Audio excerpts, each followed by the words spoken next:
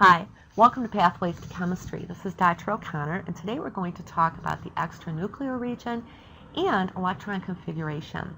An electron configuration is the arrangement of the electrons about the nucleus of an atom. Electrons are not just randomly distributed about the nucleus. We're going to find out later that energetics is very important in determining the region in space that an electron is allowed to occupy. Now, in our everyday world, we can think of energy as continuous. Think about the volume levels on a radio. We can continuously increase or decrease the volume. Another example would be, let's say we have a weight, and this weight is on a ramp. Okay, so here we have height and distance. And as we move the weight along the ramp, what's happening is we're increasing its potential energy, and its distance from the ground increases along with that potential energy. So what's happening is the weight, as it's continuously moved up the ramp, its potential energy is also being continuously increased. So we can think of energy that we normally encounter as continuous, very much like this weight being moved up or down the ramp. Now, the energy that is experienced by an electron is very different. The energy is not continuous, but instead occurs in energy levels, and we can think of those energy levels as steps. So, for example, an electron can have this much energy, or it can have this energy, but nothing in between. Okay, so for example, in between steps, that would not be allowed. This type of energy is quantized, and the steps are called quantized energy levels. So again, an electron is only allowed certain energy values. Now, back in 1915, Niels Bohr, who was a Danish physicist, applied the idea of quantized energy levels in order to explain subatomic particles. He used the model of a hydrogen atom, and he said that the electron circles the nucleus in an orbit in very much the same way that a planet circles a sun. So this is also called the planetary model. Bohr postulated that there were other empty orbits that existed. So here we see the nucleus of the hydrogen atom and then its electron. And notice there are other orbits, other empty orbits. And these orbits he labeled as n equals 1, which is the orbit closest to the nucleus that contains the electron, n equals 2, n equals 3, and so on. Bohr stated that the electron could either pick up additional energy and move from the first orbit, n equals 1, into a higher energy orbit, or the electron could release energy and move from a higher orbit to a lower energy orbit. So in the process, when the electron is promoted from n equals 1 to n equals 3, energy would be absorbed by the electron. The electron goes from a higher energy level, like n equals 3, back to n equals 1, then energy is released by the electron. Let's now talk about electron shells. Again, this is all leading up to how electrons are distributed about the nucleus of the atom, and it's based on, number one, how many electrons in a particular atom, and number two, the energy of the electron. So let's define a shell, or the principal energy level. And this is a region in space about the nucleus that contains the electrons. The principal quantum number n is the number that corresponds to the principal shell number. So shell number 1 would have n equal to 1. Shell number 2 would be n equal to 2. In regard to size and volume, as the number of the shell increases, so does the size of the shell, or the volume of the shell. As the number of the shell increases, so does the number of electrons that can be contained in the shell. So the higher number shell contains more electrons. We can determine the maximum number of electrons within a shell by this little formula here, 2 times n squared, where n is the shell number. So here I have a problem. What is the maximum number of electrons that can occupy the shell with principal quantum number 1? So that would be 2 times n, which is equal to 1, squared is 2. So a maximum of 2 electrons can occupy shell 1. In shell 2, the maximum number of electrons would be 8. Shell number 3 can accommodate a maximum of 18 electrons, and shell number 4 a maximum of 32 electrons. Again, think of the shells as energy levels. Shell number 1 is going to be lower in energy than shell number 3. Shell number 4 is much higher in energy than shell number 2, and so on. The value of n can be from n equals 1 all the way to infinity. But in this course, we're going to be discussing the ground states of atoms from n equals 1 to n equals 7. In other words, their lowest energy state. The valence shell is the outermost shell, and the valence electrons are the electrons that occupy the outermost shell. These valence electrons are important because they're the ones that participate in bonding, bond breaking, and chemical activity. We can determine the number of valence electrons for the main group elements using the periodic table. The number of valence electrons equals the group number. Again, that's for main group elements. So for elements in group 7A, the atoms all have 7 valence electrons. For atoms in group 2A, the atoms have 2 valence electrons. Now, electrons are further distributed into subshells. So these are energy sublevels that are contained in a principal shell. The number of subshells in a shell will correspond to n. So for n equals 1, there would be 1 subshell. For n equals 2, 2 subshells. N equals 3, 3 subshells. N equals 4, 4 subshells. So let's talk a little bit about quantum numbers in spectroscopic notation. We know that the principal quantum number n corresponds to a principal energy level or shell. Each subshell has a quantum number designation as well, and that is an italicized L. And it also has a spectroscopic notation designated by the letters S, P, D, and F. L is called the Azimuthal quantum number, and it can have values of 0, 1, 2, 3, and so on. In other words, only integer values between 0 and n-1 are allowed. So let's take a look here at the table. And if we have L equals to 0, that corresponds to an S subshell. And the maximum number of electrons an S subshell can hold is 2. For L equals 1, that corresponds to a P subshell. And the maximum number of electrons that a P subshell can hold is 6. For L equals to 2, that corresponds to a D subshell. And the maximum number of electrons the subshell can hold is 10.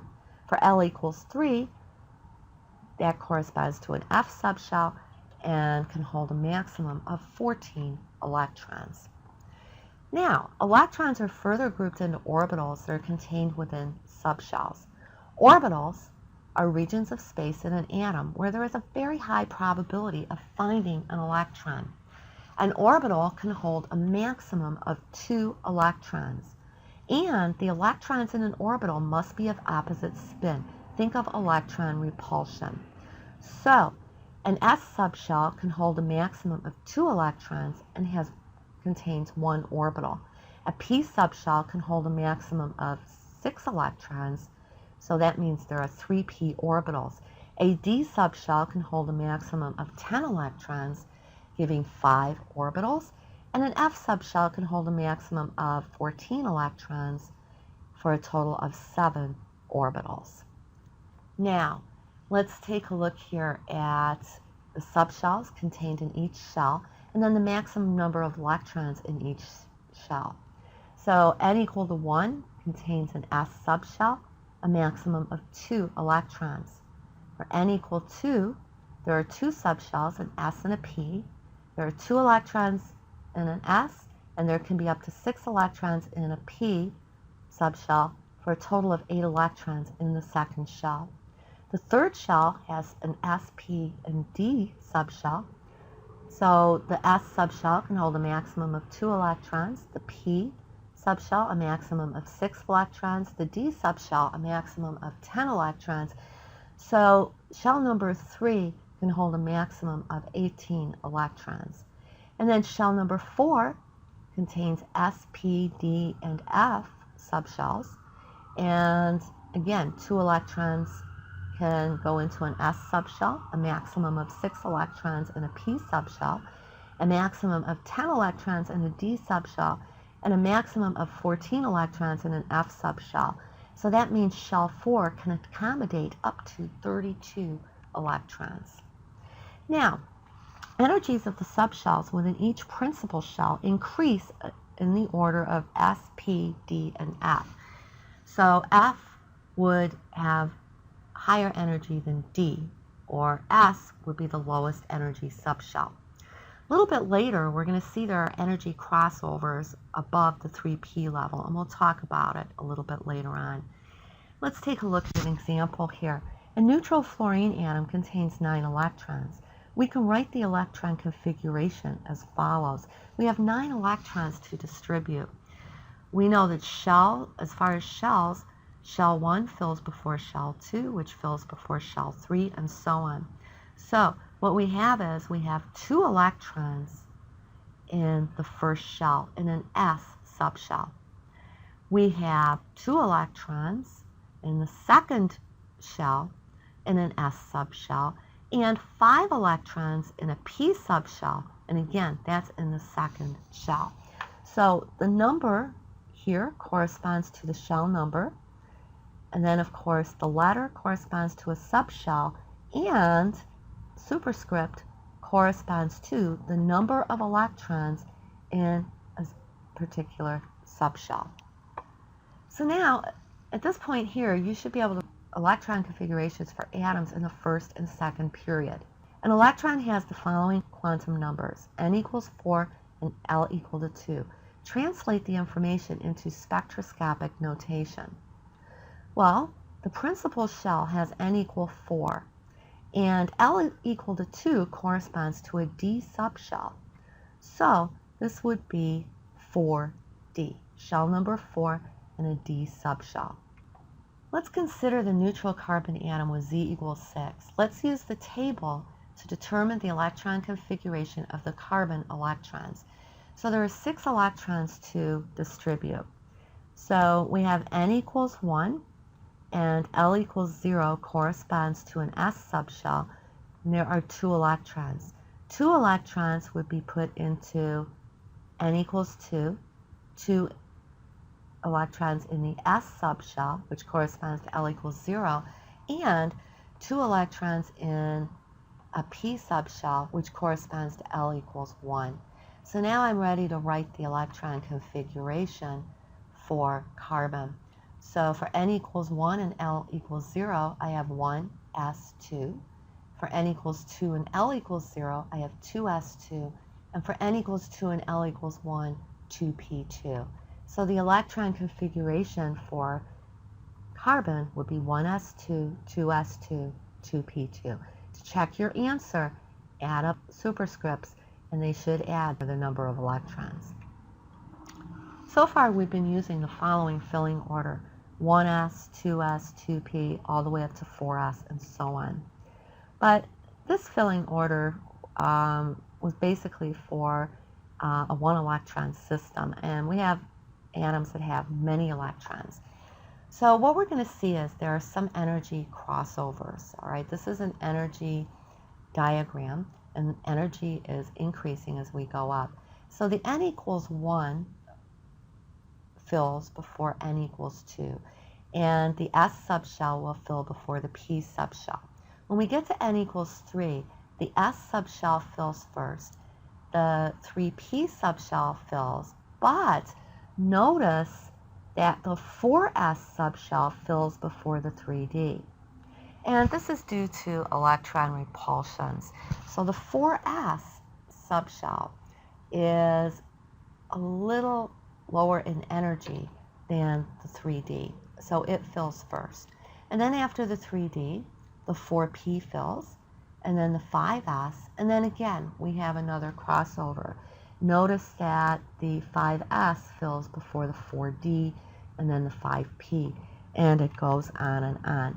So here is the filling order as far as energetics.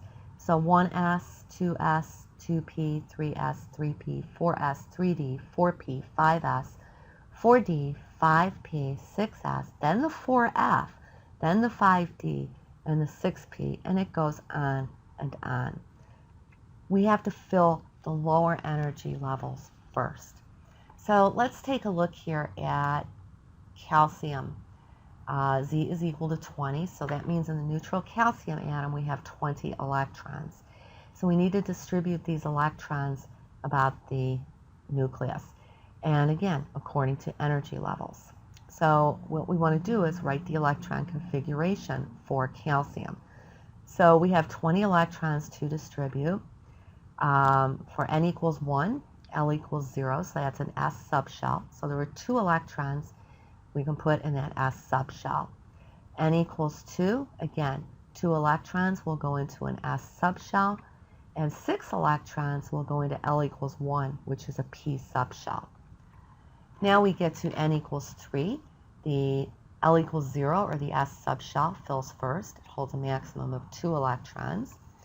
And then for L equals 1, that's the P subshell, so a maximum of 6 electrons. So L equals 2 corresponds to the D subshell. Now remember, once the 3P fills, then the next one to fill is going to be the 4S, L equal to 0.